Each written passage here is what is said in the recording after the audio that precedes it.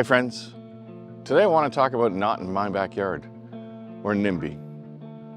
And before you jump to conclusions, this isn't going to be just dumping on people who are opposed to shelters or housing that's affordable or supportive.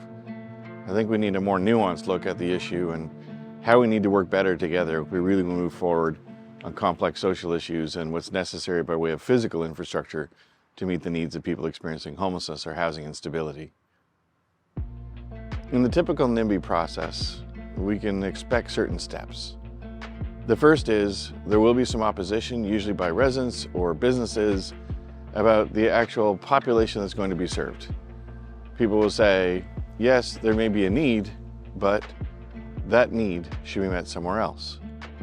Or there'll be a critique of the process. We might agree that the population is in need of services, but we disagree with the way in which we've been consulted or had engagement with the community.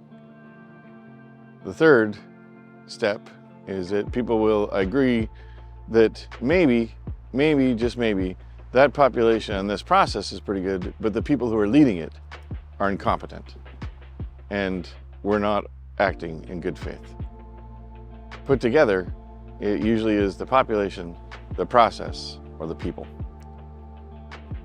On the other side of the equation, for those who are trying to move forward with the housing development or the shelter development, they too can often be dismissive, saying it's just community opposition.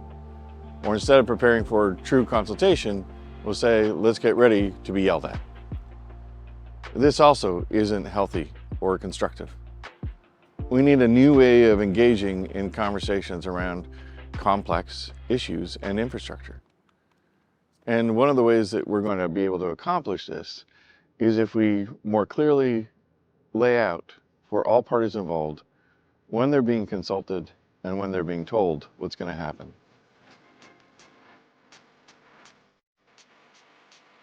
One of the things that occurs in the space of homelessness and housing is that we assume that all opinions are facts and that all opinions are grounded in professional evidence. That's simply not true. Imagine if your community was going to build a bridge. If you're building a bridge, chances are you'd hire people with experience and expertise in building bridges to design it. That design would inform a tender for how to actually construct it. And then any public consultation might be on things like, what are we going to name it or what color it is? In other words, we let the professionals do the professional work, and where it makes sense to consult, we do the consultation work. But too often in the space of homeless services or housing, we don't actually appreciate that there's an expertise or a social science behind it. Instead, we lead a whole group of people to believe that their opinions will be treated as fact and then wonder why they're frustrated that they don't seem to be heard. So we need to be clear on what we're consulting about. The way forward has got to be interactive dialogue in a new way.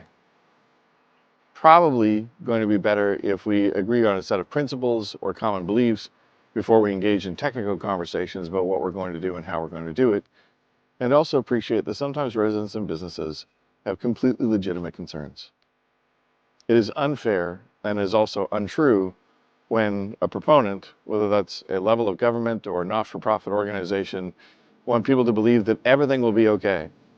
When there's proof that not everything will be okay, like maybe 80, 90, even 95% of things will be okay, but there's still going to be some things that are going to occur after the shelter or the housing's in place that might be unpleasant for residents or business operators or owners who are in the neighborhood.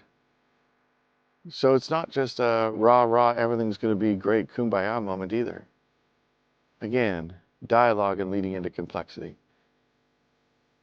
Now, for those who are in opposition, no matter what, realize that if we take NIMBY to scale, what doesn't end up in your backyard will end up in your front yard.